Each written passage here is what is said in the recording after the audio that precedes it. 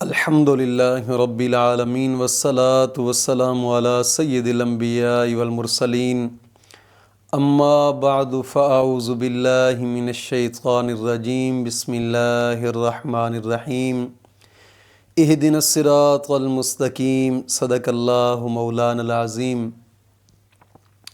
روحانی پاورفل وظائف میں سے آج ایک اہم سبق دوستوں کی نظر کرنا ہے، جو کہ تصویر پر دم کرنے والا ایک خاص وظیفہ ہے، اور اس کو اسم اعظم بھی کہا جاتا ہے۔ یہ دوست کی فرمائش پر شیئر کیا جا رہا ہے تاکہ دوستوں کے ساتھ بھی ویڈیو میں لے کر دوستوں کے ساتھ شیئر کیا جائے اس وظیفہ کو۔ دوستو، سب سے پہلی بات یہ ہے کہ ہر وظیفہ جو ہوتا ہے اس کی کچھ نہ کچھ شرائط ہوتی ہیں، اور شرائط کے ساتھ ہی وظیفے کو جناب علی کیا جائے تو پھر بہت زیادہ فائدہ دیتا ہے۔ تو آج کے وظیفے کی کچھ شرائط ہیں، اگر ان شرائط کے ساتھ آپ اس وظیفے کو کریں گے تو انشاءاللہ العزیز انتہا درجہ آپ فائدہ پائیں گے، انتہا درجہ۔ آج کے وظیفے کی سب سے پہلی شرط یہ ہے کہ نماز کی پابندی۔ دوستو، نماز کی پابندی لازمی کیا کریں۔ نماز ایک اشد ضروری شے ہے، اشد ضروری چیز ہے، فرض عین ہے ہر مسلمان پر۔ کوشش کریں کہ نماز کی پابندی لازمی کیا کریں، اور ہر نماز کے بعد 11 مرتبہ کلمہ طیبہ اور 11 مرتبہ درود پاک، یہ اشد ضروری ہے۔ کوشش فرمایا کریں دوستو، نماز کی پابندی بہت ضروری۔ مرد ہیں تو جماعت کے ساتھ نماز پڑھا کریں، اگر عورتیں ہیں تو گھروں کے اندر نماز پڑھا کریں۔ نماز کو مت چھوڑیں، نماز کسی صورت میں بھی معاف نہیں ہے، کسی صورت میں بھی معاف نہیں ہے۔ اس لیے تو حدیث پاک میں آتا ہے نا کہ اگر نماز انسان کھڑے ہو کر نہیں پڑھ سکتا تو پھر بیٹھ کر پڑھے، اگر بیٹھ کر نہیں پڑھ سکتا تو پھر لیٹ کر پڑھے، لیٹ کر بھی نہیں پڑھ سکتا تو پھر اشارے سے پڑھے، لیکن نماز پڑھے ضرور۔ نماز کسی صورت میں بھی معاف نہیں ہے، اور ہر نماز کے بعد 11 مرتبہ کلمہ طیبہ اور 11 مرتبہ درود پاک، یہ اشد ضروری ہے۔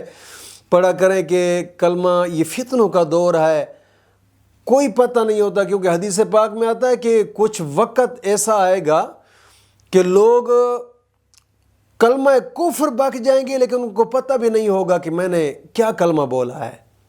کوشش کریں کہ ہر نماز کے بعد کلمہ طیبہ پڑھ لیا کریں، تاکہ ایک تو ثواب بھی مل جائے گا، اور دوسرا ایمان کی تجدید بھی ہو جائے گی۔ جو اگر بالفرض ایسا ہوا ہے، کوئی کلمہ کفر ایسا زبان سے نکلا ہے، پتہ ہی نہیں چلا، تجدید ایمان بھی ہو جائے گا۔ اور درود پاک 11 مرتبہ لازمی پڑھا کریں کہ درود پاک ایک ایسی عبادت ہے کہ یہ کسی صورت میں بھی رد نہیں ہوتی۔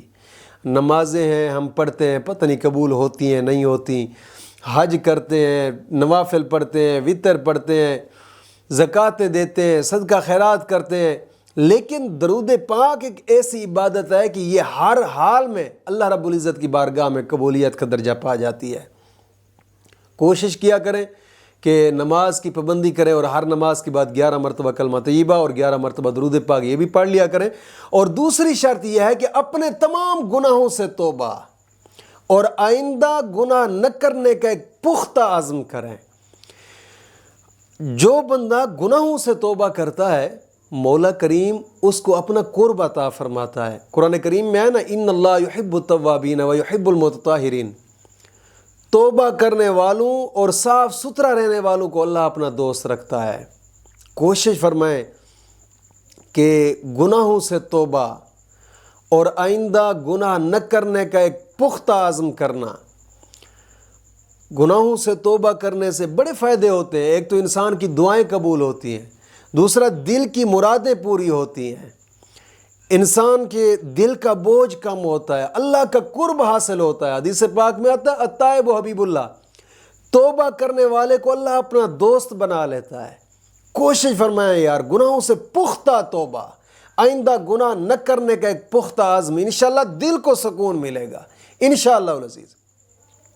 اور تیسری شرط یہ ہے کہ روزانہ کی بنا پہ کم از کم 2 رکوع قرآن پاک کی تلاوت کے لازمی کریں، لازمی قرآن کریم کی تلاوت کریں گے، ہر حرف پر مولا کریم 10 نیکیاں عطا فرماتا ہے، 10 گناہ معاف ہوتے ہیں، 10 درجات بلند ہوتے ہیں۔ دوستو قرآن کریم کی تلاوت کرنے کے بعد انسان جو بھی جائز دعا مانگے مولا کریم اس کی دعا کو قبول فرماتا ہے، کوشش فرمایا کریں یار۔ اور حدیث پاک میں آتا ہے کہ جو صبح صبح اٹھ کر قرآن کریم کی تلاوت کرتا ہے مولا کریم سارا دن اس کا اچھا کر دیتا ہے، سارا دن۔ کوشش فرمایا کریں، قرآن کریم کے ساتھ یاری لگائیں۔ جن کو جو حفظ ہے، جن کو یاد آتا ہے، وہ زبانی چلتے پھرتے اٹھتے بیٹھتے کچھ نہ کچھ پڑھ لیا کریں، ایک تو ثواب مل جائے گا، دوسرا منزل بھی یاد رہے گی۔ اور ہاں جو نہیں پڑھے ہوئے وہ اٹھ کر جناب علی وضو کر کے قرآن کریم کی تلاوت کر لیا کریں، بڑا ثواب ہوتا ہے، انتہا درجہ آپ کے دل کو سکون ملے گا انشاءاللہ العزیز یہ کام کر کے۔ اور وقتاً فوقتاً صدقہ خیرات کر لیا کریں۔ اور آج کا جو وظیفہ میں دوستوں کی نظر کرنے لگا ہوں یہ ایک اسم اعظم ہے، اور اسی طرح 5 انگلیوں پر پڑھ کر، اگر تصویر ہے تو بہتر ہے کہ تصویر ہو تو تصویر پر ہی دم کر دیں۔ اور یہ یاد رکھیے گا کہ کوئی بھی وظیفہ ہو اس میں تصور اور تخیلات ان کا ہونا ضروری ہوتا ہے، خیال لازمی ہو، ورنہ تصویر سامنے ہو تو بہتر ہے کہ اس اسم اعظم کو انگلیوں پر پڑھ کر انگلیوں پر اس تصویر پر ہی دم کر دیں۔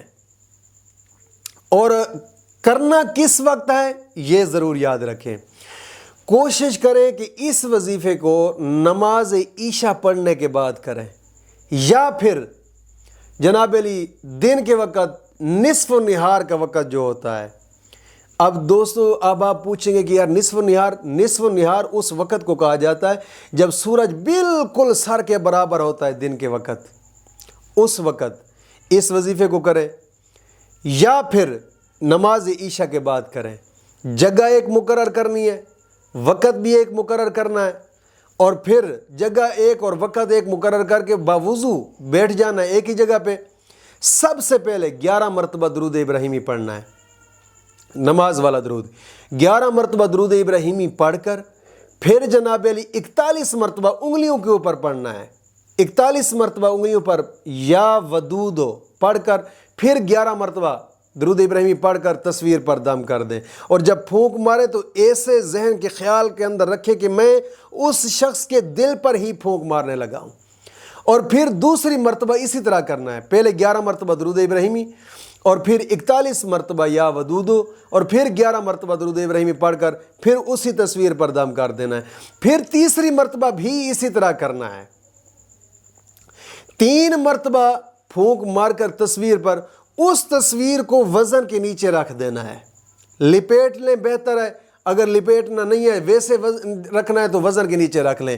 پھر دوسرے دن اسی ہی وقت اسی طریقے سے ہی کام کرنا ہے، کر کے پھر اس کو وزن کے نیچے رکھیں، پھر تیسرے دن اسی طریقے سے پڑھ کر اس کو وزن کے نیچے رکھیں، لگاتار 5 دن کریں۔ انشاءاللہ میں گارنٹی سے کہتا ہوں 5 دن پورے نہیں ہوں گے اس سے پہلے آپ کا کام ہوگا انشاءاللہ العزیز۔